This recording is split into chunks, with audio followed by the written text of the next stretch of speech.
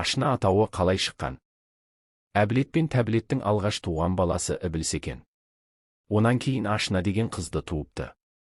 Артынша Дию мен Жын деген егіз баласы дүниеге келіпті. Жынның нәсілі қыз екен. Олардың соңынан Түлен мен Құлан деген екі егіз ұл, Албасты мен Үббе деген екі қыз туады. Ібіліс өзінің туған қарындасы Ашынаға көңіл ауады. Бірақ әке-шешесі оны Жынға айттырып, Ашынаны Диюға бермек болады.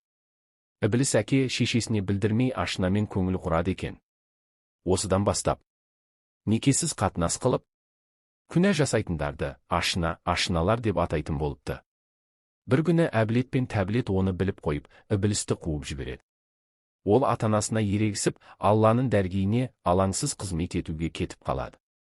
Әбілет пен Тәбілеттің ұрпағы жер бетінде арсыз, опасыз, ұятсыз, сайқал іс-әрекеттердің алғашқы ұрпағын шашқан екен.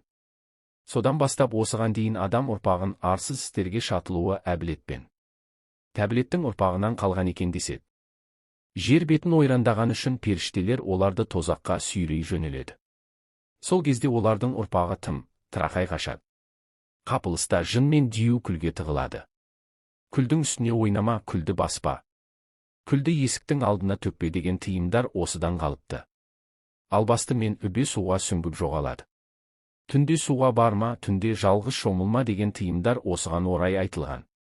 Құлан мен Түлен бұталардың арасына сіңіп айып болады. Бұтаның түбіне ұйықтама, бісмілдәсіз жатпа деп айтатыны осыдан кен.